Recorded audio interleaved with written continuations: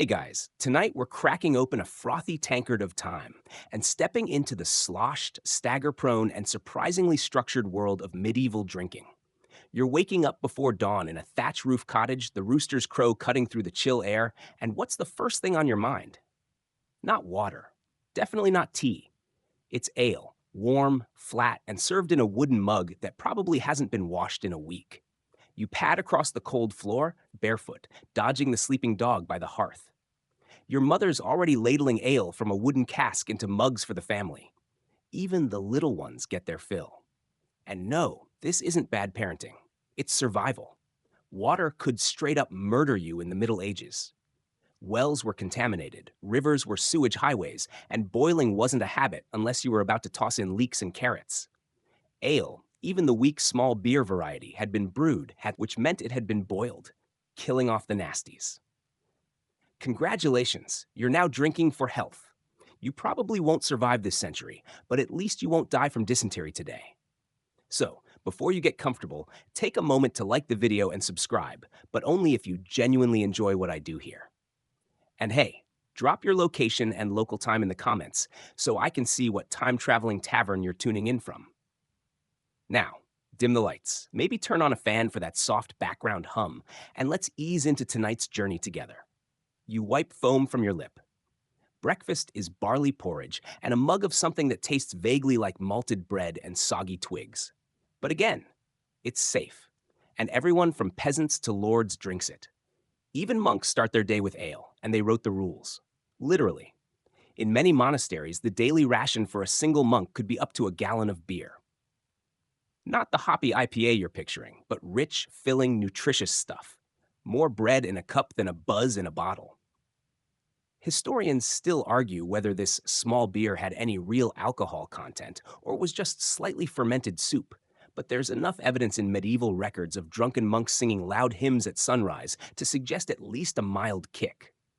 As you go about your morning, feeding chickens, hauling dung, or preparing to thatch another roof with your neighbor, your buzz wears off and you're ready for your mid-morning ale. Yes, another. In fact, depending on your station, you might drink 5 to 10 servings of alcohol a day. Not to party, just to live. And you're not alone. Kids are drinking small beer too, even as young as 5. It sounds outrageous today, but to them, it was like handing a kid juice that just happened to make them giggle after 3 mugs. Now, don't imagine every peasant constantly stumbling and slurring. This was calibrated drinking. Most small beer hovered around 1 to 2% alcohol. Enough to kill germs, not enough to kill productivity, though you definitely weren't getting any algebra homework done. Of course, some days, well, they got messy. Ever heard the phrase, drunk as a lord? You're about to find out why. But even for regular folks, drinking was a deeply ingrained routine. Ale brewing was often done in-house, especially by women, known as alewives. These ladies brewed in their kitchens and sold the excess. Look for a broom or ale stake over the door? That's not a witch warning. It's the medieval version of a neon open sign. Fun fact, that whole image of the witch, pointy hat, cauldron, cat, is eerily close to what alewives actually looked like. Some even wore tall hats in marketplaces so people could spot them in crowds. You stir your bubbling pot of wort and glance sideways at your neighbor's batch. Hers smells better. You know what that means. Tomorrow's gossip. And get this, the average English adult consumed about a liter of ale per day in the 13th century, and that's a conservative estimate. Festivals and holy days? Double or triple that. And there were a lot of holy days. Now, before you start romanticizing this pint-sized paradise, remember, hangovers were still a thing. You'll wake up with a pounding head and breath like smoked eel, but we'll get to that later. For now, you finish your mug and wipe your mouth on your sleeve. It's nearly time to head into the village center, maybe swing by the tavern, or check in with the local alewife for her latest batch. You sniff the air, burnt barley, wood smoke, maybe some sheep dung. It's a fine day. And you're ready for your next drink. Just don't forget your mug. The road to the village is a worn dirt ribbon flanked by hedgerows and gossip. You pass neighbors who nod with the solemnity of people who've already had 2 mugs of ale before noon. Chickens skitter past your feet. There's music somewhere ahead, a pipe, maybe a drum, and you follow it, drawn toward the heartbeat of the medieval town. Not the church, not the castle, but the brewery. Yes, welcome to the brewery. Not a sleek stainless steel affair, but a smoky, timbered barn with barrels stacked like sleeping pigs and a constant steam rising from cauldrons of bubbling wort. The entire town, it seems, is built on this stuff. Beer isn't just a beverage, it's infrastructure. Monasteries were the first proto breweries in many towns.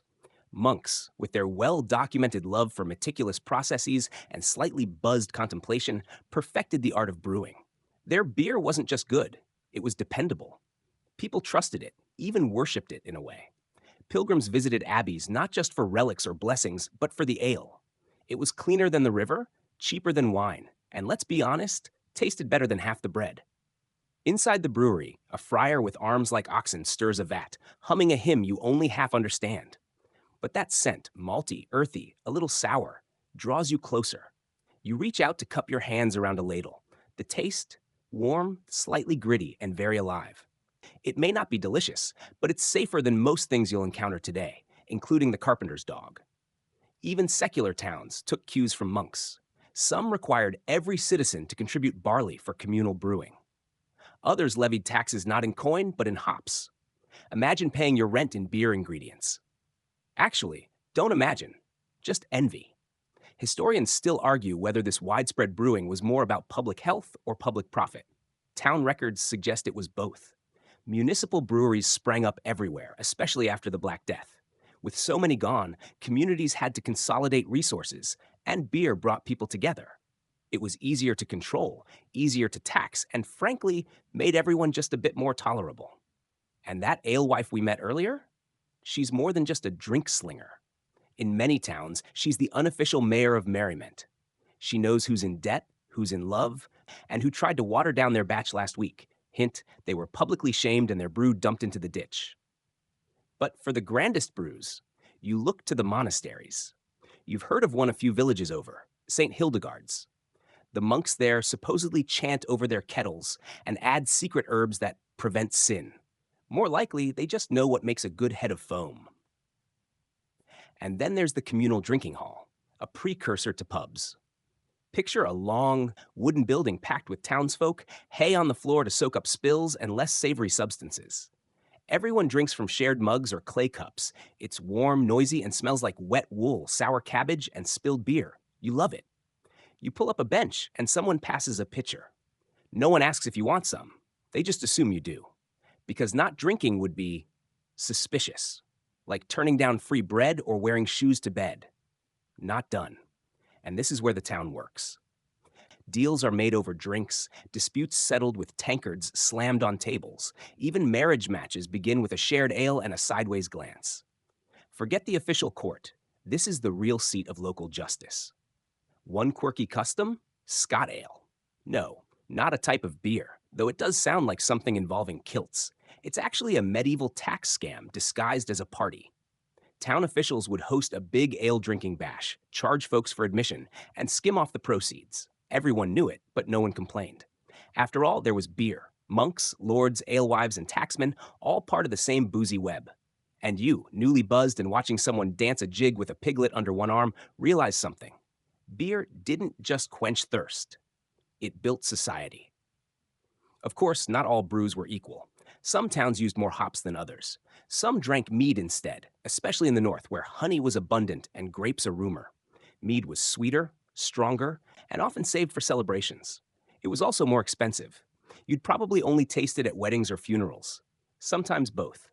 But today, it's barley and yeast all the way. You raise your cup and toast the brewmaster, the alewife, the monks, and the mystery meat you're chewing with cautious optimism. You're not just getting drunk. You're participating in the civic process. Democracy by the pint. Now someone's got a fiddle, and someone else is starting a song about a knight who got so drunk he jousted a windmill. You hum along, happy, a little dizzy, and fully aware that you've got 3 more mugs coming before sunset. Just don't fall asleep in the barrel again. They found you snoring in the hops last week. You're standing in the doorway of a tavern now, and you can feel the warmth pouring out before you even step inside. It smells like roast meat, old wood, spilled ale, and someone's feet.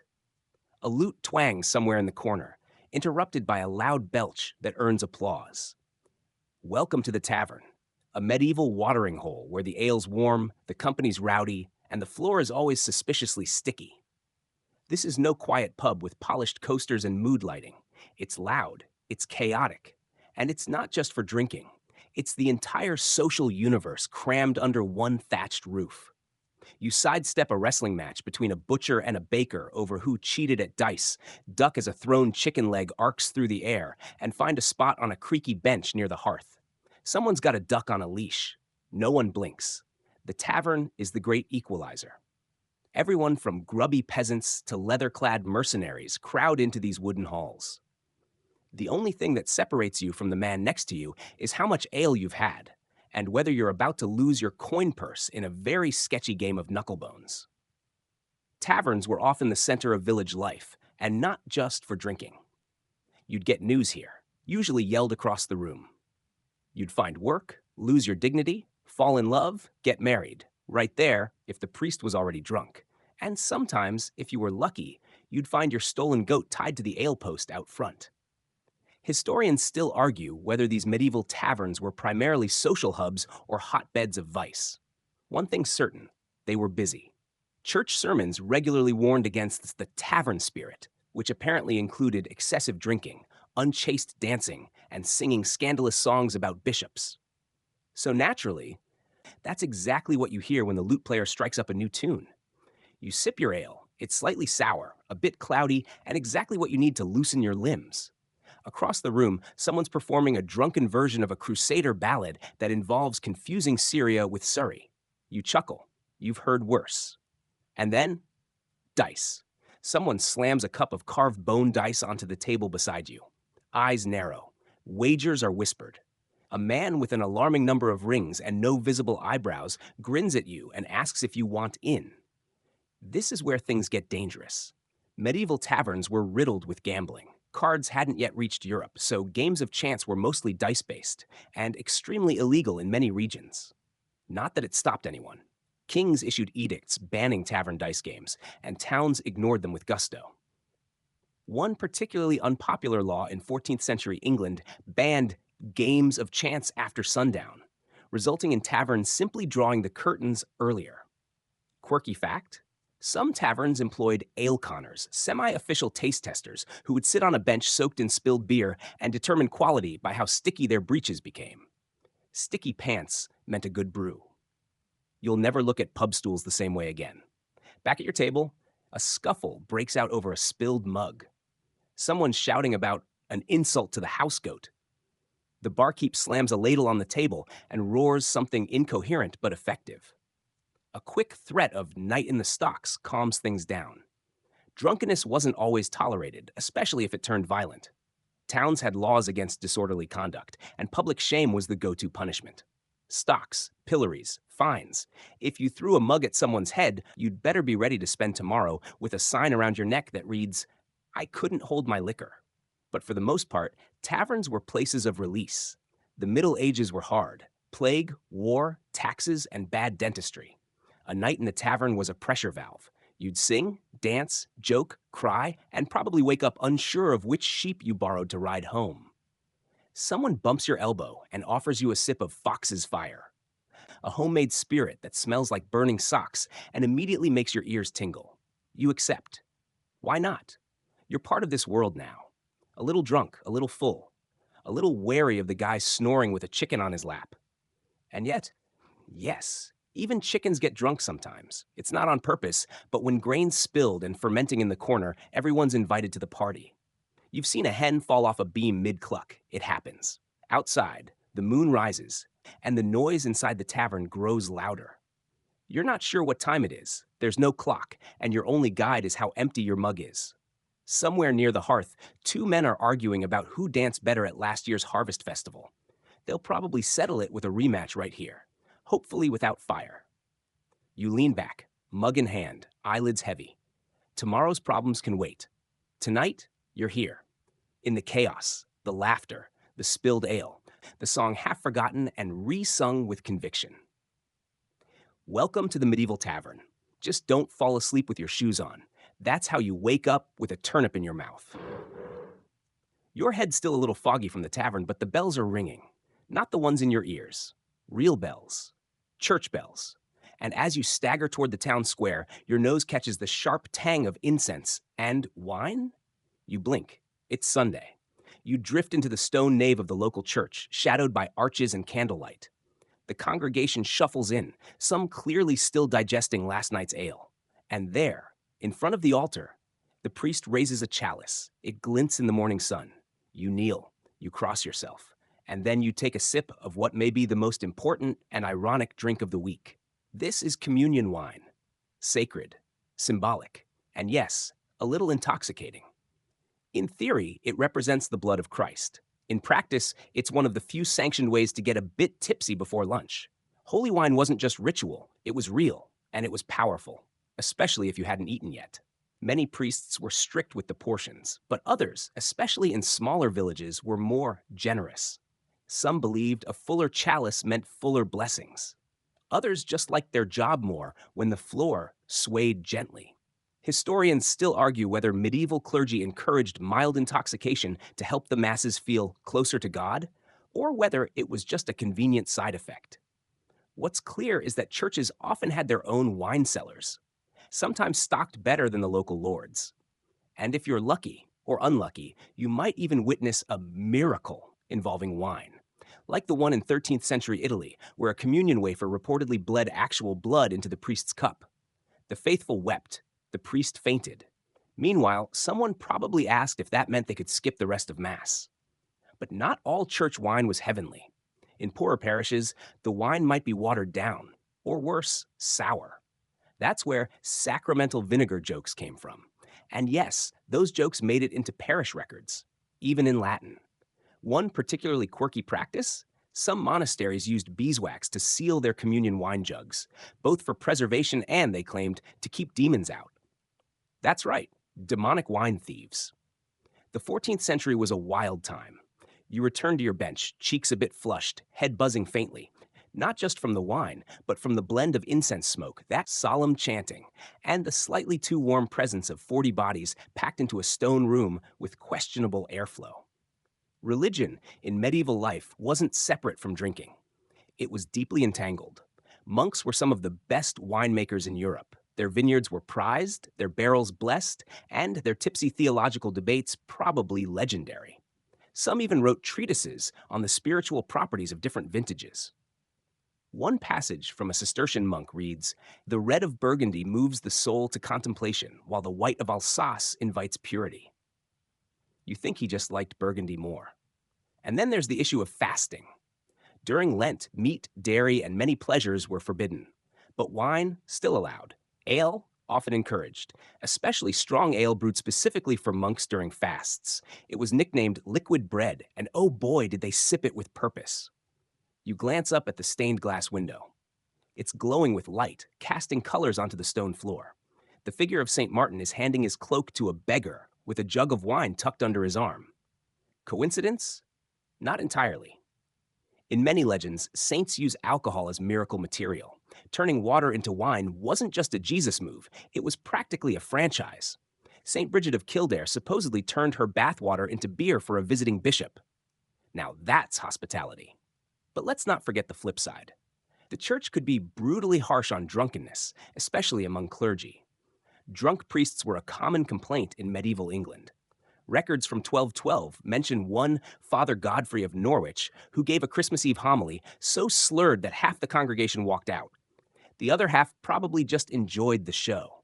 Still, the hypocrisy was tolerated, barely. The line between sacred wine and sinful wastefulness was paper thin. A priest drinking in the name of the Lord might be praised. One seen puking behind the altar, not so much. As Mass ends, you rise on wobbly legs, not entirely sure if it's spiritual ecstasy or just pre-lunch dizziness. A child beside you asks if Jesus liked wine. The priest smiles and says, "He made a lot of it." Fair point. Outside, the sun is climbing. Bells ring again, this time for a wedding. You might stick around. There's always wine at weddings. You take one last look at the church, then follow the crowd toward the village green, already imagining the next cup of communion, or the next toast to something a bit less eternal. You make your way to the village green, drawn by the unmistakable sound of laughter, fiddles, and clinking mugs. There's a wedding underway. or perhaps a market fair, or maybe just a particularly good Tuesday. In any case, you arrive just in time to see a group of women lifting heavy casks into place and unstacking pewter mugs with the grace of seasoned professionals. Meet the real backbone of medieval drinking culture, the alewives and brewsters. You might assume, in this deeply patriarchal age, that brewing was a man's job. But surprise, it wasn't. Brewing was women's work, at least in most parts of Europe, especially in the early Middle Ages. While the men were off sweating in fields or sharpening swords for the next regrettable conflict, women were home boiling barley, watching the foam rise, and crafting the village's most essential beverage. And sometimes they got tipsy right along with everyone else. These women weren't background figures. Alewives were local legends. People gathered at their homes not just to buy beer, but to hear gossip, negotiate dowries, and complain about taxes. Their names were known, and their reputations could make or break a batch before it even cooled. You step closer to one such brewster. Agnes, she says with a wink, though everyone calls her Agnes the Froth. She's got strong arms, a louder laugh, and a way of pouring ale that makes you feel like royalty, even if you smell like sheep. You sip her latest batch. It's rich, earthy, a bit sweet, and definitely stronger than what you had at Mass. Historians still argue whether alewives were considered independent entrepreneurs or simply housewives expanding their chores for coin. But judging by the crowd gathered on Agnes's barrel, you'd bet on entrepreneur, with a side hustle in matchmaking and emergency first aid. Now here's the twist.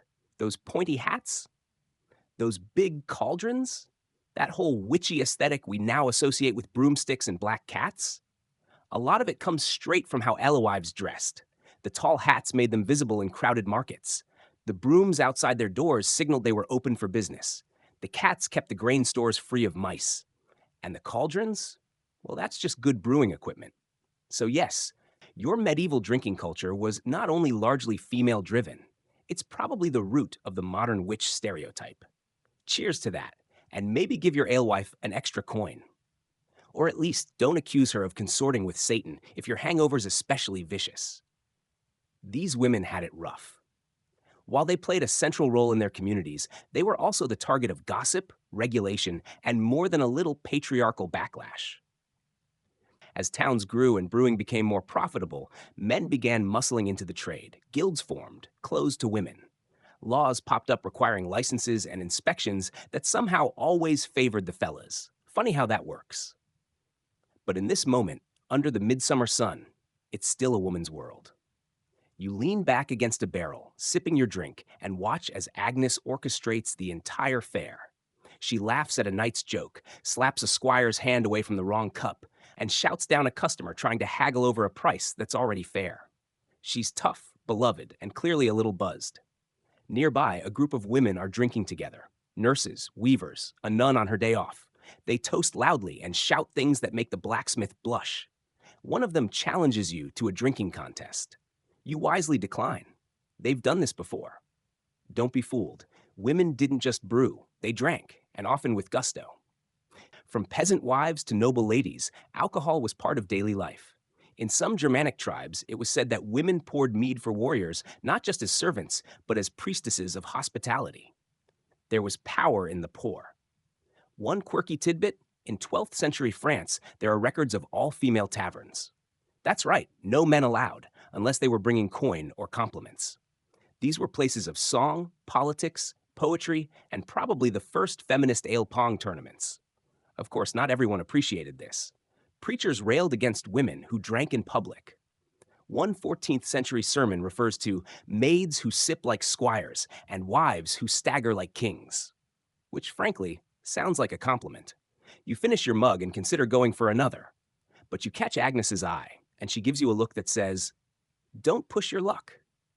You take that as your cue to help haul empty jugs back to her stand instead. Sun's lowering now, but the party hasn't stopped.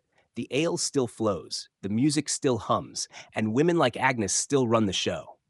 They might not have their names in the chronicles or carved into stone, but they've got something better. The loyalty of 100 tipsy villagers who know exactly who's keeping their spirits up. Literally. And just between us, her next batch is even stronger. Awaiting. It's late now. The sky is streaked with purples and golds, and the fair is starting to wobble. Literally. You're definitely on your third, or is it your fourth, mug of something dark and heady, and your legs have begun to develop their own opinions about walking in straight lines. You aren't alone. Around you, laughter is louder, dancing has become less rhythmic and more interpretive, and someone's attempting to climb a tree in full chainmail. You hope he succeeds, if only for the story. This, dear traveler, is prime time for medieval drinking games and the ridiculous misadventures that come with them. You make your way toward a cluster of people gathered around a large wooden stump on which sits a jug, a pair of carved dice, and what appears to be someone's shoe. Welcome to the game of the shoe. The rules? Drink, roll, swap shoes with someone, drink again, and try not to fall into the pig pen. Nobody really wins, but everyone agrees it's wildly entertaining. Drinking games weren't just for fun. In the Middle Ages, they were part of the culture of bravado, bonding, and sometimes outright danger. Nobles competed in feats of endurance. Peasants competed for free drinks. Monks, well, monks weren't supposed to play, but there are records of one Benedictine friar who challenged his abbot to a drinking duel and was only stopped when he mistook a candle for his mug. Historians still argue whether these drinking contests were rooted in ancient Germanic warrior traditions or if people were just that bored between harvests. Either way, you find yourself roped into a game called Last Man Pouring, where each player must refill someone else's mug before taking a sip. The game ends when someone passes out into the soup.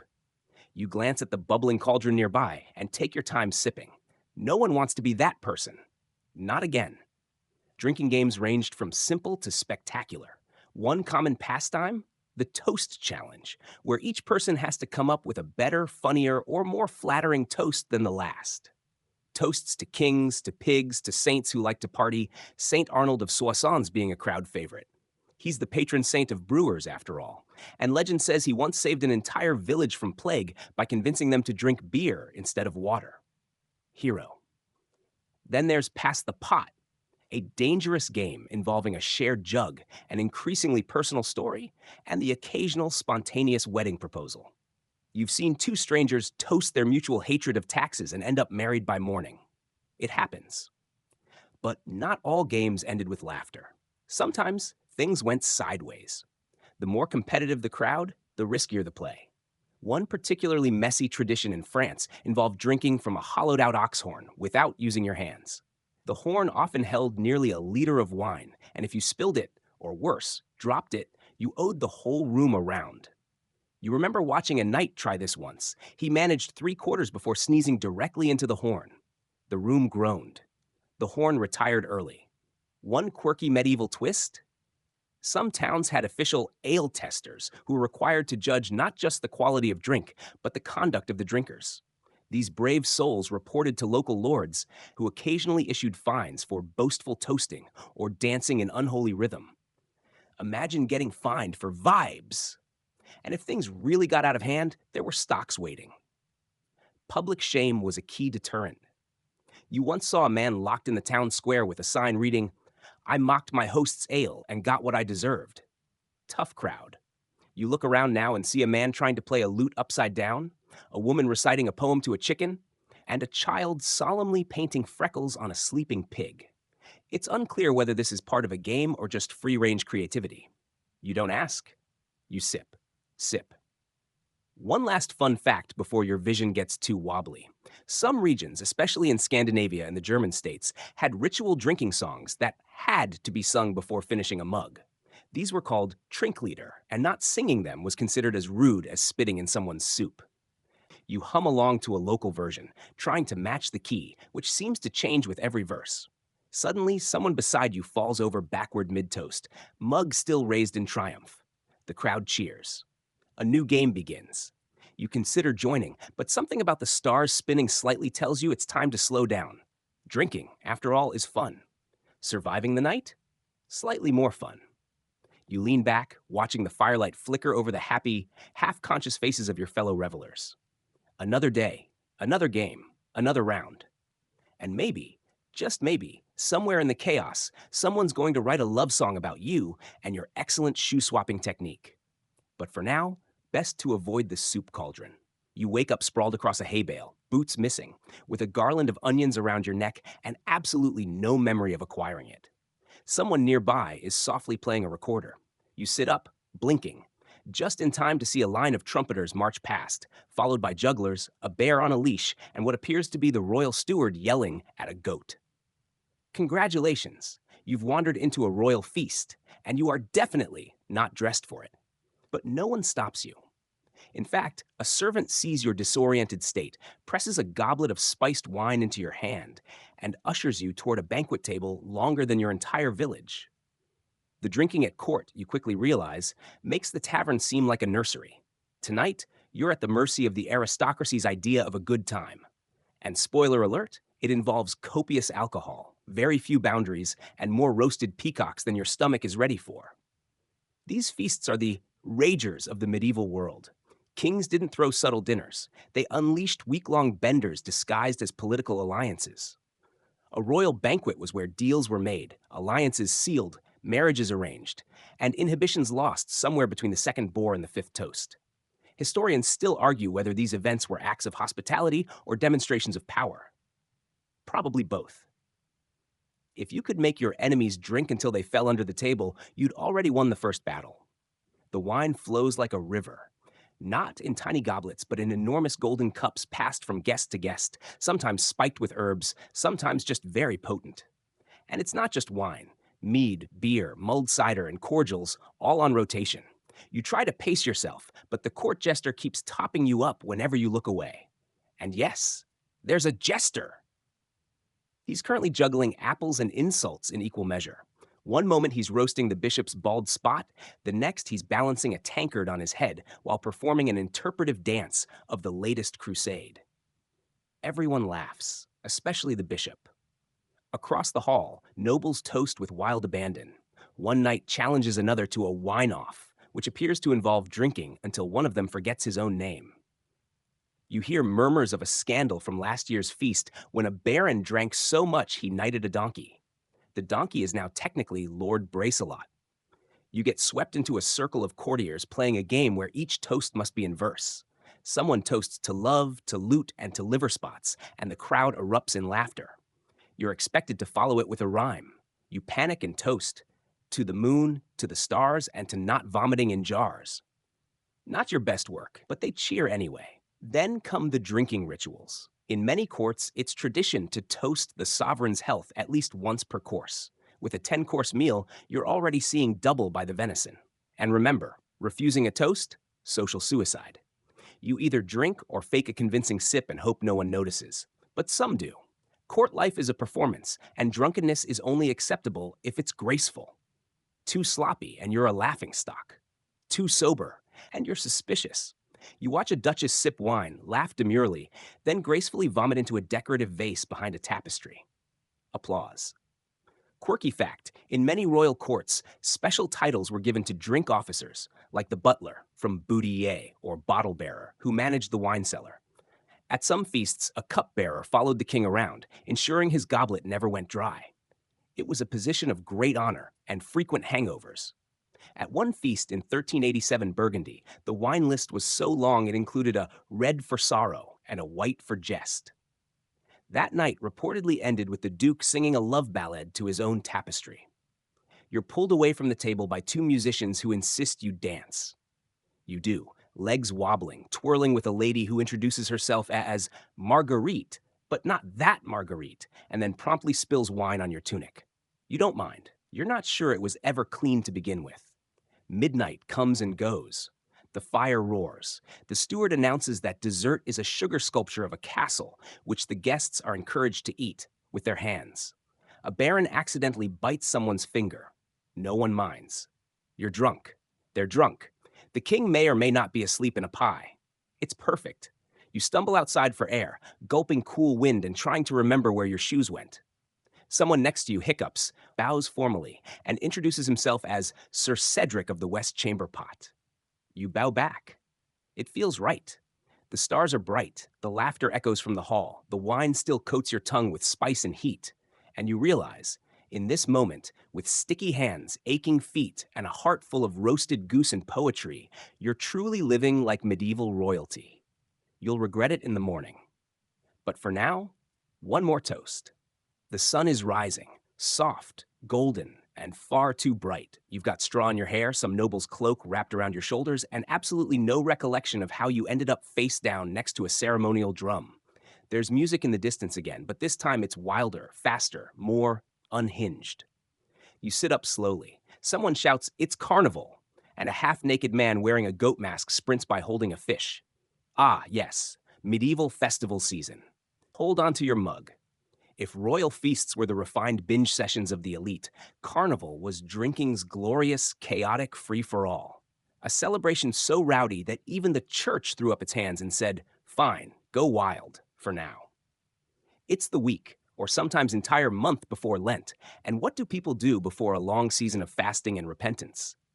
They party like it's the year 1099. You stumble toward the noise, already catching glimpses of outrageous costumes, priests in drag, nobles dressed as pigs, a woman with a fake beard leading a conga line of dancing chimney sweeps. Everyone's had something to drink. Everyone. A barrel rolls past, not being transported, but being chased by two villagers trying to wring the last drops from its belly. Carnival isn't just permitted drunkenness, it's expected. And if you're sober, people are going to ask if you're sick. During these festivals, social roles flipped. The poor dressed like kings, women acted like soldiers, and children mocked bishops. The entire world turned upside down, and the ale flowed like divine permission. Historians still argue whether these topsy-turvy days offered real social catharsis or just temporary distractions from oppression. But for the people on the ground, it was freedom, frothy, fermented, and fleeting. You wander through the crowd, passing a confession booth made entirely of cabbages. A man with bells on his knees hands you a tankard filled with something warm, spicy, and possibly illegal in 3 kingdoms. You sip. Your eyebrows try to escape your forehead. It's perfect. Nearby, 2 women arm wrestle while balancing full mugs on their heads. Behind them, a group of monks, real ones probably, are drunkenly singing secular love songs in Latin. One of them is dancing with a chicken, a very cooperative chicken. Everywhere, there are pop-up stages with performances known as Feast of Fools plays. The actors parody religious ceremonies, noble courts, and even local scandals. Nothing's off limits. That thing the mayor did last spring with the goat? Oh yeah, they wrote a puppet show about it. And here's the thing, this festival madness wasn't unique to one town or country. Carnival-like events spread across Europe. Fastnacht in the Germanic regions, Mardi Gras in France, Shrovetide in England. Each one involved elaborate drinking customs. In some places, the Lord of Misrule was appointed, someone who led the festivities, orchestrated the chaos, and usually ended the night wearing nothing but a flower crown and regret. You find yourself near a fountain that's been dyed red and labeled wine from heaven. People are dunking mugs in it, and one old woman is baptizing a turnip. You ask no questions. The soundtrack of the day is pure mayhem, pipes, drums, bells, the clatter of mugs, and the occasional shout of "To Lent," followed by someone falling off a barrel. One particularly strange tradition you stumble into is the drunken pilgrimage. A group of costumed revelers march around the town, stopping at every tavern, alewife's hut, and beer stall, demanding a drink at each. By the end, they're carrying one guy like he's a relic, chanting, "Saint Barley, bless us." You're handed a wooden plaque that reads, "Certified Holy Fool," and told you're now a member of the Brotherhood of the Barrel. You accept. You have no choice. You're in too deep. And in the midst of this chaos, you spot a priest. Not scowling, not lecturing, but laughing, drinking, and dancing like his sandals are on fire. Because even the clergy had their carnival exceptions. It was understood, unspoken. Today we drink, tomorrow we pray. Quirky fact? In some regions, church bells were silenced during carnival and replaced by mock sermons shouted from tavern balconies. These sermons usually ended with a toast and a burp. Somehow, people still found it spiritually meaningful. But not all was merry. By evening, things often got too wild. Fights broke out, hearts were broken. Sometimes possessions disappeared, like your left boot, which is now on someone else's head. The town constable appears, sighs deeply, and begins dragging people out of vegetable carts. Still, no one seems angry, just very, very drunk, and vaguely confused about whether today is still today. You sit down beside a jester who's fallen asleep in a basket of eels. You sip the last of your wine from heaven and feel the ground tilt just a little. The stars appear again, bright and silent, completely indifferent to your onion necklace and cabbage stained boots. And somewhere inside you, a tiny voice says, Lent starts tomorrow. But for now, you burp softly and raise your mug to the moon. You wake to silence. Not the peaceful, birds chirping kind. This is the eerie, church bell gone quiet kind. Carnival is over. The wine fountains have run dry. The only people out are sweeping confetti and picking turnip peels off rooftops. Your tongue feels like it's been wrapped in wool, and your head like it's been used to test hammers. It's the first day of Lent, and in the medieval world, that means everything changes, especially drinking. You drag yourself past the shuttered taverns. Doors that were flung open yesterday are now bolted shut. Alewives are scrubbing floors, not pouring mugs. The barrel you sat on just 24 hours ago is now being used to store fasting broth. The shift from hedonism to holiness is immediate and enforced. You make your way to the church steps, where a solemn friar is painting ashes onto foreheads, muttering, "Remember you are dust," before handing out a little pamphlet of forbidden pleasures. Spoiler, alcohol is on the list. Lent wasn't just about giving up meat and sweets. It was a time to renounce indulgence, including the fermented kind. And in towns where drinking was as natural as breathing, this sudden abstinence felt like being smacked with a sack of dried peas. Especially for folks like you who had wine for breakfast last week.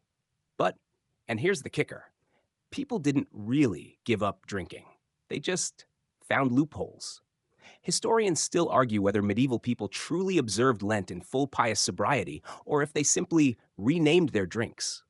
That strong ale you loved, suddenly it's liquid bread and totally fine because monks brewed it to help them fast more deeply. Go figure.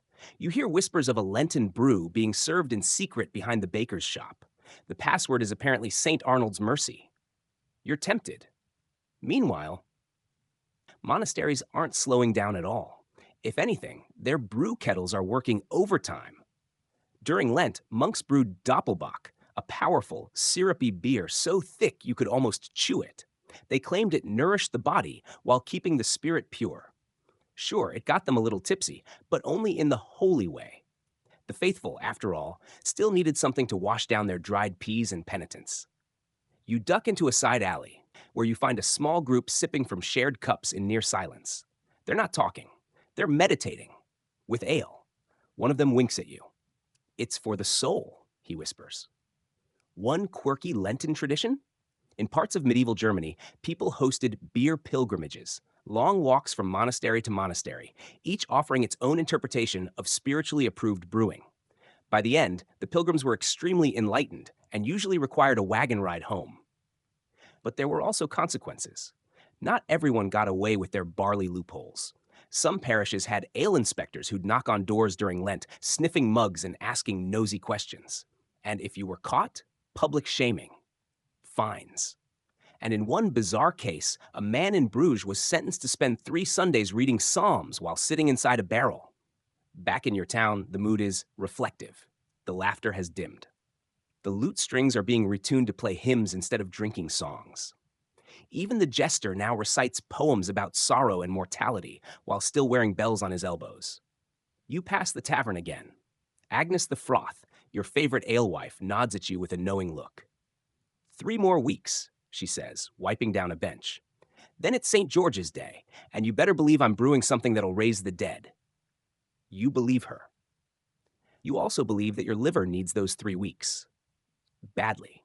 You spend the next few days adapting to Lenten life, drinking less, praying more, eating gruel and drinking weak herbal infusions that might contain something mildly intoxicating, depending on who brewed them. You attend sermons where the priest rails against drunkenness. You listen respectfully, even though you're fairly certain he still smells faintly of cider. Still, there's something peaceful about this slower rhythm. After the chaos of carnival, your body appreciates the pause. You sleep more, you dream more, and miraculously, you start to crave water again. For once, the well looks inviting. But even in restraint, medieval drinking never vanishes. It hides, adapts, reinvents itself. It's there in every communal pot of mead-laced broth. It lingers in every whispered joke about sober saints with suspicious cheeks. And you, now clear-eyed for the first time in weeks, begin to understand the cycle, the binge, the pause, the anticipation. It's not just about indulgence. It's about rhythm, about knowing when to drink and when to wait for the next feast. Because trust me, the next one's coming, and it's going to involve dancing bears again. Word count? By the time Easter arrives, the village practically explodes with color, noise, and the unmistakable clatter of drinking vessels being dusted off.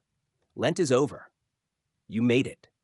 Your liver is still whispering prayers of thanks, but your heart is racing with anticipation, because today marks the return of ritual toasts and ceremonial drinking, an oddly spiritual fusion of alcohol and performance.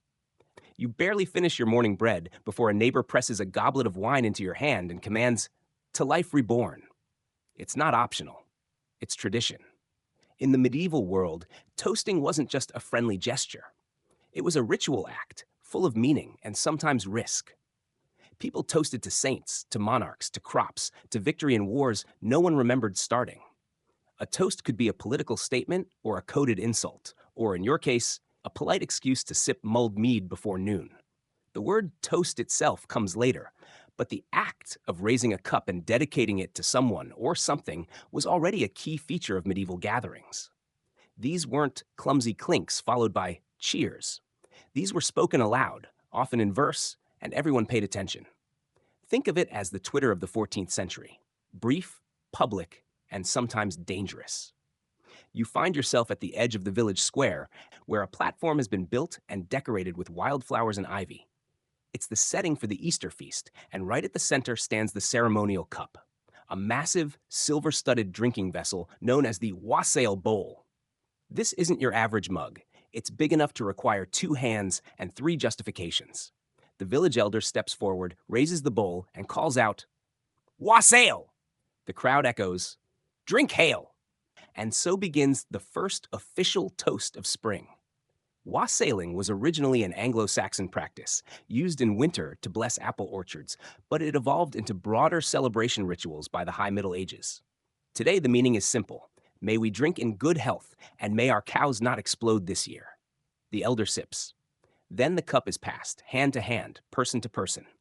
When it reaches you, the warmth of 100 lips clings to the rim. You raise it high and whisper something, maybe a wish, maybe a vow, maybe just a hope you won't spill it on your only decent tunic. You sip. The crowd cheers. Historians still argue whether ritual toasts had real legal or religious implications or were simply theatrical. But one thing is certain, failing to participate was social suicide. To sit in silence while the bowl passed was like refusing to light a candle at someone's funeral. It was, in a word, awkward. Toasting customs varied wildly. In France, nobles toasted with elaborate titles and a whole lot of ego. To the most noble lord of the eastern hunting forests and keeper of the swan. In Germanic regions, people used to knock their mugs on the table before drinking, to scare away evil spirits, or maybe just to signal readiness for the next round. One quirky tidbit, in some areas, especially among knights, you were expected to drink after your enemy toasted you, just to prove it wasn't poisoned. The more you hesitated, the guiltier you looked. High-stakes sipping. You move to another gathering near the church, where a group of parishioners are toasting saints with ale brewed specially for the season. To Saint Brigid, may her hearth never cool, someone calls. To Saint Bibiana, may she protect us from hangovers, another adds. You toast to both, because frankly, you need all the help you can get. Back in the square, a toast-off begins, a semi-competitive game where villagers take turns giving the most impressive or absurd toasts. To the goat, who outran the bailiff, wins the first round. To the moon, who's seen us naked and said nothing, wins the second. You try. To the ale that sees my secrets and tells no one. Modest applause. You'll take it. But there's a darker side too. Sometimes toasts were political, weaponized to provoke or humiliate. In one 13th century banquet, a toast to the true heir of Normandy triggered an actual sword fight. The wine was red. So was the carpet afterward. Still, for the most part, these were moments of unity. In a world fractured by class, feudalism, and geography, raising a glass together, even just for a moment, was an act of shared humanity. even if that humanity was slurring its words and wearing a chicken feather in its beard. As the day winds down, the final toast is made by a woman no one expected, Agnes the Froth, fresh from Lent, ladle in hand. She lifts her wooden mug and declares, "To the ones who drink with joy, and to the ones who don't, may they learn." You raise your mug. You sip. You smile. The sun sets behind the hills, and the last toast echoes over fields that are already being tilled for the season's crops. You've drunk for kings, for saints, for fools, and for spring itself. But this toast, this one's for you. You made it through Lent. You earned it. Word count, you're starting to notice a pattern. A celebration calls for a drink, a meal calls for a drink, a meeting, a farewell, a seasonal change, all excuses to pour something, raise a mug, and let it warm your chest. But what happens when drinking becomes punishment? You didn't mishear that.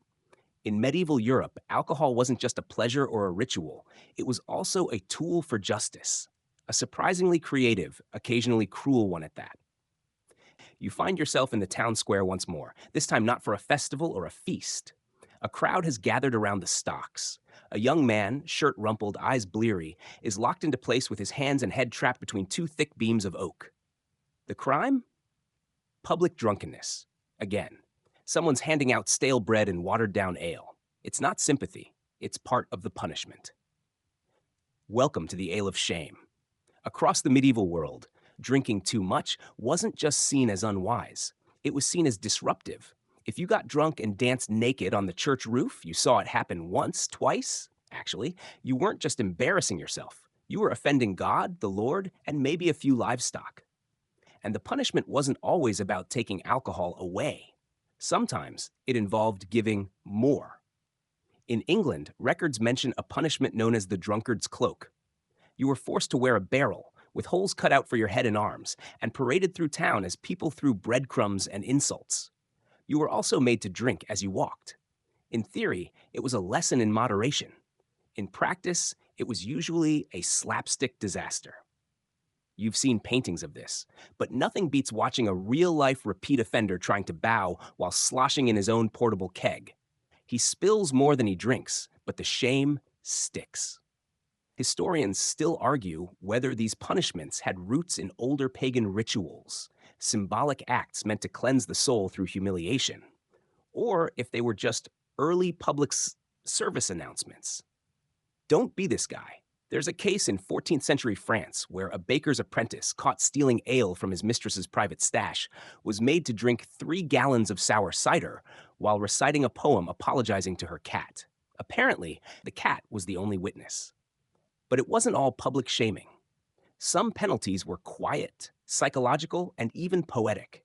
In monastic communities, a monk who broke his vow of abstinence might be forced to serve drinks to the rest of the order during a feast without touching a drop himself. That, in a room of chanting, sipping brothers, was agony. In your town, the alewife Agnes once banned a man from drinking anything stronger than goat milk for an entire month after he tried to pay with counterfeit tokens. He cried, he begged, she gave him a bucket and a goat. Justice served lukewarm. One quirky tradition you overhear from a traveling bard involves the barrel court of certain German villages. There, a small group of drunkards held mock trials for the worst behaved among them. Offenses included snoozing in someone else's mug, singing in keys unknown to music, and excessive dramatics after only 2 ales. The punishment? More ale? But with tasks. One man had to sing the entire Psalter backward while balancing a sausage on his head. Legend says he got to Psalm 81. But these weren't just games. There was real concern, especially among the clergy and ruling classes, about how alcohol could erode order. Chronic public intoxication, especially in small villages, threatened the already fragile systems of labor, reputation, and control. Too many drunken shepherds? Say goodbye to your wool supply. Too many smashed scribes? Your parish records turn into love poems to cheese.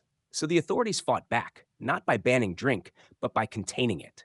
Licensing taverns, assigning ale testers, posting curfews. In some towns, bell towers didn't just chime the hour, they signaled last call. Still, for all the warnings, you can't help noticing that even the punishments often ended with a toast. Even the guy in the barrel, finally released, is handed a small mug and a muttered, "Next time, pace yourself."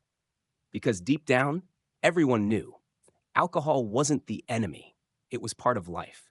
The problem wasn't the drink, it was how you behaved afterward. And that's where the lines blurred. You wander back toward the tavern, past the stocks, past the empty goblets and drying puddles of regret. You nod to the drunkard, now free, munching on stale bread and looking humbled. He raises his mug slightly. You raise yours back, because even punishment in the Middle Ages came with a chaser. Word can continue? You're back at the inn. It's quieter than usual, the fire burning low, the room lit with amber shadows. The crowd tonight is older, steadier. Less dancing, more murmurs. The mugs are still full, but there's a different air, like the ale here is being sipped, not sloshed. You settle onto a bench beside a weathered man who gives you a sideways glance and says, "Let me tell you about the drink that healed me." You raise a brow, half expecting a joke, but no. He's serious. Because in medieval Europe, alcohol wasn't just for celebration or scandal. It was medicine. Essential, even. And that's not just a quaint belief, it was mainstream medical consensus for centuries. Your bellyache? Wine. Your infected wound? Wine. Your melancholy spirit? Mead, infused with rose and sage. The line between tavern and apothecary was often blurry. Many of the concoctions we now call liquors began their lives as medicinal tonics, steeped in herbs, flowers, roots, and a very sincere hope that you'd feel better afterward. The science was rudimentary, but the intent was real. Take hypocress, for instance, a sweetened spiced wine often prescribed to warm the humors and stimulate sluggish digestion. You sip a version of it now, rich with cinnamon, cloves, and a pinch of ground ginger. It tastes like Christmas if Christmas came with a mild headache. The man beside you continues. He once had a cough so fierce he cracked a rib. The village healer mixed him a potion of ale, honey, wormwood, and mustard seed. I don't remember the next 3 days, he says, but when I woke up, the cough was gone, and so was my donkey. Historians still argue whether medieval medicinal drinking offered genuine relief or just provided the benefits of sedation. After all, a toothache feels far less urgent when you're semi-conscious on your 5th mug of heated wine. Monasteries were centers of this medicinal brewing. Monks grew elaborate herb gardens and spent hours boiling tinctures and infusions, often in carefully maintained cellars where barrels of ale doubled as bandages for the soul. Saint Hildegard of Bingen wrote extensively about wine's properties. Red wine, good for circulation. White wine, better for fevers. Ale with rue and sage may chase evil vapors from the chest. She didn't mention side effects, but you can guess. And then there's aqua vitae, the water of life. Distilled spirits. Initially created by alchemists, it was believed to purify the body, extend youth, and possibly make gold if you drank enough. Eventually, it evolved into the ancestor of modern brandy and whiskey. But for the medieval patient, it was hope in a cup. One quirky tidbit. In 14th century Italy, doctors often prescribed wine baths for skin conditions. Entire tubs of warm wine. Not only were they absurdly luxurious and sticky, but they also reportedly cured rashes, sadness, and, according to one account, marital discontent. But it wasn't always effective. You remember hearing about the knight who tried to heal his plague boils with nothing but fortified wine and poetry. Neither worked. But hey, at least he died buzzed. Still, it wasn't all quackery. Alcohol's antiseptic properties were genuinely useful, especially in a world where water could kill you. Fermentation made beverages safer to consume, and some herbal combinations did have antimicrobial effects. A warm ale with thyme and honey? That might actually soothe a sore throat. You lean back, watching a barmaid refill mugs from a steaming copper pot. She pours carefully, murmuring something under her breath. For sleep, she says to a young woman who looks like she hasn't blinked in 3 days. A medieval nightcap, brewed with hops and valerian. Doctor approved. And it wasn't just physical health. Emotional and spiritual ailments were treated with drink too. Feeling sad? Rose mead. Anxious? Mint ale. Too full of pride? Sour cider. Because nothing humbles the spirit like a beverage that tastes like regret. You once met a priest who claimed he'd exorcised a demon using nothing but blessed beer and a very firm toast to St. Benedict. You're still not sure if he was joking. As the night deepens, the inn feels like a sanctuary. Not just from the cold or the dark, but from whatever weight you carried in with you. The drinks here don't just warm your throat, they soothe your ribs, your spine, your scattered thoughts. You're handed a mug of warm milked ale, infused with nutmeg, cardamom, and a splash of something stronger. The barmaid winks. For dreams, she says. You sip. It's oddly comforting, like drinking a memory. And for a moment in this quiet flicker of candlelight, you understand why so many believed that healing could begin with a mug. Not because it cured the plague, but because it reminded you that warmth was still possible. Morning comes, and for once, you're not waking up in a haycart or beneath a table. You feel decent, alert. There's a crispness to the air and a kind of clarity in your thoughts. It's as if the ale of the night before didn't dull you but anchored you, a gentle nudge into dream rather than a slapstick tumble through chaos. Today, you've been invited to visit something rare, a medieval monastery brewery. You tighten your cloak, nod to Agnes the Froth as you pass her tavern. She's already prepping barrels for tonight. And make your way down the wooded path toward the stone-walled cloister, where men in brown robes brew some of the finest and strongest beers known to Christendom.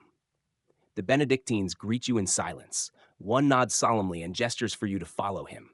You do, passing the herb garden, the refectory, the scriptorium. And then there it is, the brew house. Warm, fragrant, humming with the sound of bubbling wort and clinking copper tools. Here, beer isn't a party, it's a prayer. The monks aren't just brewers, they're alchemists of yeast and piety. Brewing for them is a sacred act, work done in devotion, with precision, reverence, and a great deal of barley. Some call it liquid bread, others the drink of the faithful. But everyone agrees, this is no ordinary beverage.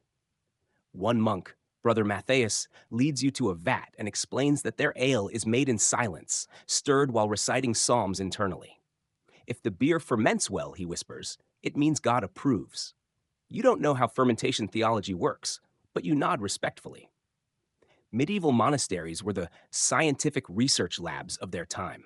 These weren't men throwing in hops randomly. They documented everything: temperatures, barley varieties, yeast behavior. One monk in the 12th century even discovered how to clarify beer using fish bladder. You politely avoid asking why he thought to try that. Historians still argue whether monastic brewing was driven more by devotion or economic savvy. Because here's the truth. Monastery beer was profitable. Monks didn't just brew for themselves. They sold it to travelers, pilgrims, and sometimes even royalty. If you wanted a drink that wouldn't kill you and might make you see angels, monastic brew was the gold standard. You're handed a small wooden cup. It's filled with Trappist-style ale, thick and dark as midnight oil. You sip. It's rich, nutty, with a floral warmth that lingers on your tongue. You taste notes of honey, clove, and maybe serenity?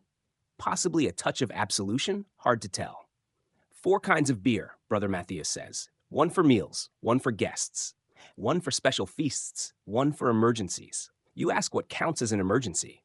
He smiles and says, "We had one yesterday." A curious monk with a crooked smile leads you to the cellar. It's cool, quiet, lined with barrels the size of ox carts. Here, the ale ages, sometimes for months. They're even experimenting with smoke-flavored beer, made by drying the malt over beechwood fires. You sip one and cough. The monk chuckles. Not for the faint of faith. Quirky fact? In some regions, monks were permitted up to 5 liters of beer per day. For health, to nourish the soul and steady the hand. That's over 10 pints. You wonder if their prayers ever slurred toward the end of Vespers. But beyond the brewing, there's a philosophy at play here: moderation, mindfulness, and mercy.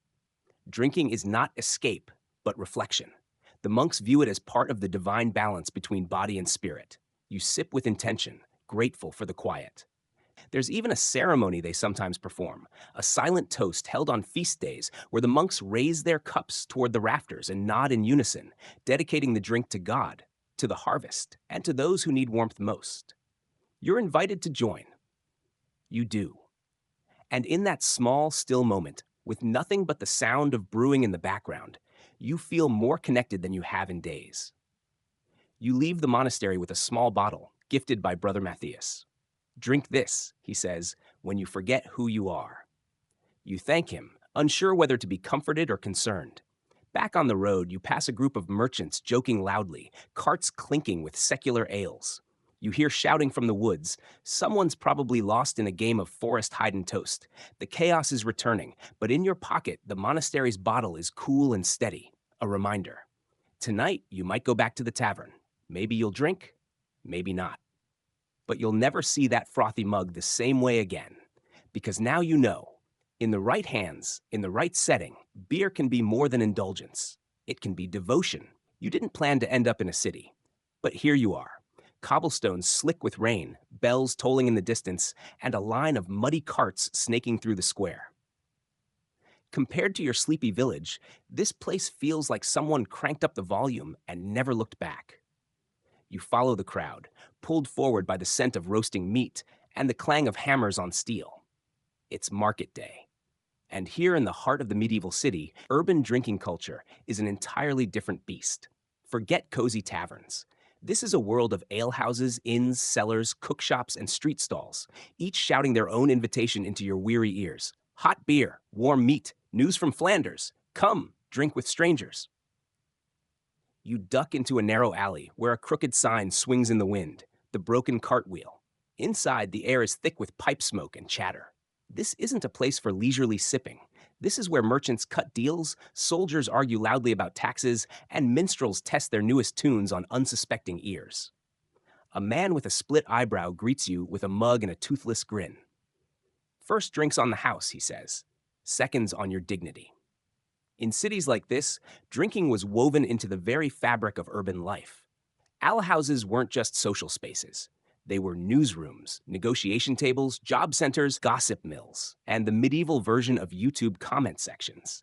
You didn't go there just to get tipsy. You went to learn who was arrested, who got married, and which merchant got caught with his tunic down at the docks. Historians still argue whether urban alehouses acted more as places of social cohesion or engines of unrest. The answer? Both. Because in the right mood, a packed tavern could either launch a rebellion or throw the best birthday party of the year.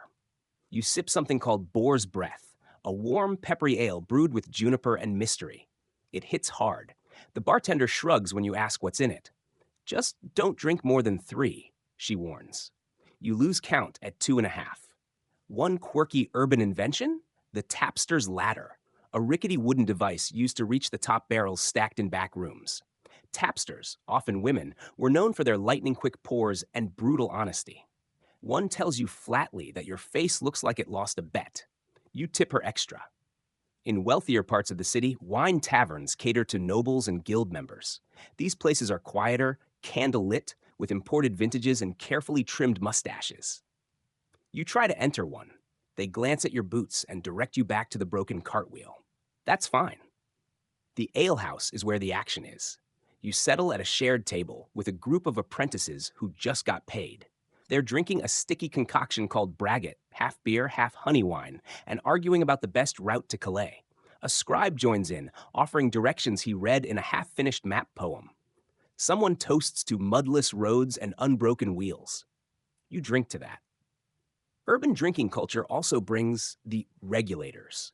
These are the city officials tasked with ensuring your cup isn't watered down, your bread isn't stale, and your drunken antics don't end with anyone on fire. One of them, wearing a badge shaped like a mug, walks in, sniffs the air, and announces that too much joy is unlawful on Mondays. Everyone groans. But regulation aside, the sheer volume of city drinkers means constant innovation. Alewives mix herbs to make signature brews. Spice merchants sneak cloves and cinnamon into wine. One cellar near the cathedral offers a pilgrim's punch that reportedly guarantees safe travels and questionable dreams. You stumble into a game of tavern dice, where you win a pickled egg, a song, and a slap on the back hard enough to knock over your drink. You're informed this is a traditional welcome. You try not to weep. As the city lights fade into torch glow, the atmosphere thickens. Laughter rises. A group of masons begins to sing, off-key but with gusto. The bartender brings out a large jug labeled simply, "Don't ask." You don't. You drink. One man climbs onto a bench and recites an impromptu ballad about his lost pants. The chorus? "I loved them well. They wore me proud. Now they're dancing with a cloud." You join in on the third verse. It's chaotic. It's rough. But it's real. And underneath the drunken shouting and spilled broth, there's something undeniably human pulsing through these stone streets. The need to gather, to share, to find your place. Even if that place is a splintery stool between a woodcutter and a monk with a gambling problem. As the city prepares to sleep, you find yourself walking along the canal. a gentle breeze tugging at your hood. Someone behind you is vomiting enthusiastically into a rain barrel. Urban life. You smile. Tonight, you drank with strangers, laughed with merchants, argued with scholars, and learned 3 new drinking songs, 2 of which are probably illegal in Bruges. You may not remember all their names, but you'll remember the feeling of being part of something sprawling, unpredictable, and buzzing with life. Because if the village taught you the joy of familiar mugs and known faces, the city teaches you this. Every tavern is a doorway into someone else's world. And sometimes, all it takes is one drink to step through it. It's nearly dusk again.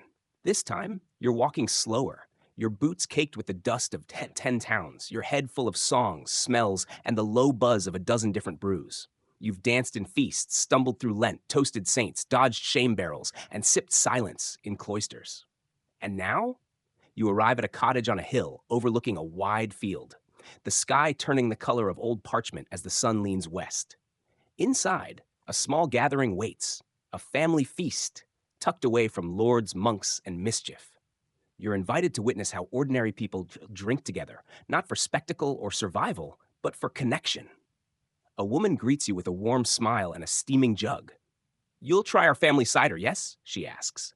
You nod, already enchanted by the scent of apples and cinnamon. She pours it into a chipped clay cup and hands it over like a sacred offering. "It's old," she adds, "like the stories we tell when we drink it." And just like that, you realize drinking in medieval times wasn't always loud. Sometimes it was soft, close, quietly binding. You sit among the others, the air thick with bread, stew, and anticipation. Before the first bite, the eldest in the room lifts a wooden mug and says something simple. To what we have, and who we've still got. No applause, just nods and sips. In homes like this, far from royal courts or bustling taverns, drinking was woven into the rituals of belonging. It came with births, with weddings, with harvests. Even funerals had their toasts. You didn't need gold to own a tradition, just a kettle and a reason. The cider is tart, warm, full of layers. You taste the season, falling leaves, ripe apples, a hint of smoke. It's brewed by the father and son together, passed down like language. Each batch is slightly different, yet always familiar. There's no label, no recipe, just memory. Historians still argue whether homebrewed drinks in the medieval period counted as folk medicine or simply sustenance. But no one debates their role in binding communities. These were the drinks that built marriages, brokered apologies, and turned neighbors into kin. You're handed a small, round loaf. Blessed bread, someone whispers. It's baked with herbs and meant to be eaten with spiced ale. A marriage of flavors and intentions. One sip, one bite, and you feel like you've joined something timeless. As stories begin to flow, so does the drink. But it's not wild. It's generous. Someone shares a tale about a storm that swept the barn roof into the river. Another recalls the time a goat drank an entire bowl of beer and declared war on the laundry line. Laughter bubbles gently, unforced. You remember how different this feels from the tavern chaos or the sacred monastery cups. This is drinking as glue, not fuel. Children scamper around, sneaking sips when the adults look away. An old man tells a tale that's been told 100 times, and still everyone leans in. Not for the story, but for his telling of it. A few hours later, the night is thicker and the fire's burned low. The cider jug is nearly empty. Someone starts a song, slow, low, and full of mossy notes. You don't know the words, but you hum along. And when the time comes to leave, your cup is refilled for the road. For warmth, they say, and memory. You step outside into a field painted silver by moonlight. The night is quiet. The stars flicker like the embers of every fire you've sat beside this journey. And in this stillness, it becomes clear. Drinking in the Middle Ages wasn't about the drink. Not really. It was about ritual, belonging, survival, and sometimes defiance. It was how you marked time, grief, celebration, and boredom. A mug could be an invitation, a rebellion, a prayer, or just a reason to gather. It could be sacred, or silly, or both. You take one last sip. The cider's gone cold, but it still tastes like comfort. Then you walk on, slowly, steadily, into the soft arms of night. Wind down. And now, as the firelight fades and the embers begin to whisper their final stories, you find yourself drifting gently back from muddy fields and monastery walls, from dusty taverns and candlelit kitchens, from the clinking of cups and the songs of strangers. The Middle Ages might feel like another world, but some things never really change. The weight of a warm mug in your hands, the way laughter spills easier with a sip, the comfort of being seen, heard, welcomed, even by those who barely know your name. That's the quiet magic that traveled with every pore. Let this story settle around you like a heavy wool blanket. Let the sounds of medieval life, crackling fires, wooden mugs, distant bells, blur softly in your mind. The kind of sounds that fade slower than they arrive, like echoes in stone halls or footsteps on frost. You are safe now, away from the wild ale of carnival, the judgment of friars, the raucous singing of one-eyed sailors and wide-eyed pilgrims. You've survived shame barrels and braggart debates. You've seen both drunken chaos and sacred sips. And more than anything, you've felt it. The truth that runs beneath the foam and froth. That in every age, people raise their cups for the same reasons: to forget, to remember, to laugh, to heal, to hope. So breathe deeper now. Let your body grow heavier, your thoughts slower, your heartbeat softer.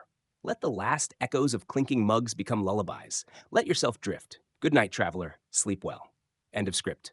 Sweet dreams.